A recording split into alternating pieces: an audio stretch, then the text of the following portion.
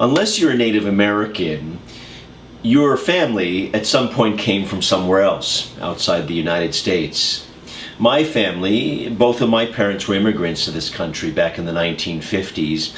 This country opened up its arms to my parents, and because of that, my parents were able to get educated and become a middle-class family and try to achieve the American dream. Which is one reason that the attack against immigrants that has come out of Arizona has been so painful to me personally, and has been something that I've been very angry about, something that I really wanted to organize around and stand up to. So yesterday I was fortunate to participate in an action in New York City on Broadway in front of the Federal Building. There were about 50 of us who volunteered to commit civil disobedience. That is, we sat down on the road in front of the building. We actually stood up, and we were willing to be arrested by the New York City Police Department as an act of a message to Arizona and to the country that we as New Yorkers won't stand for this racist legislation. We won't stand for attacks on immigrants, because immigrants are us. Immigrants are the fabric of this country, and we must open up our arms to immigrants. Now, I've been talking about this for a very, very long time, and one of the things that actually struck me as I was in the jail cell for a relatively short amount of time was that we were really given the red carpet treatment. That is, the police were very cooperative.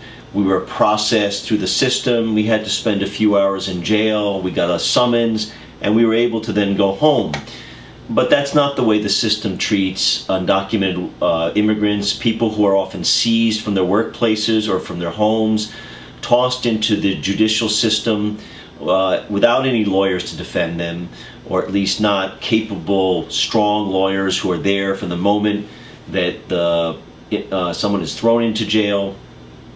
And they're often ripped away from their families without notice. Some people are then shipped outside of the United States without any protection, any due process, a real due process, what we would call due process. There's a lot of fear involved in our legal system right now and the way it treats undocumented workers. And so that really occurred to me as we were doing the action. But in a bigger sense, the attack against immigrants is a sign of what's going on in this country, a trend to blame the victim. The truth is that immigrants are not the people threatening the jobs of other Americans. The people who come here, undocumented immigrants, come here because they're economic refugees.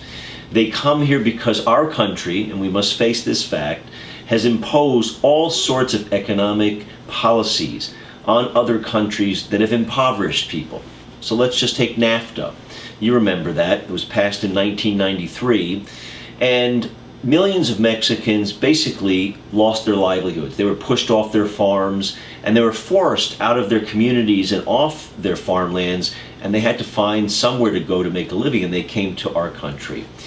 So one of the things that's empty and not present in the debate about immigration is that we cannot solve the immigration issue until we are willing to take a hard look at the economic policies that this country promotes here and around the world that impoverishes people and forces people to become migrants and become part of the sea of immigration all across the country.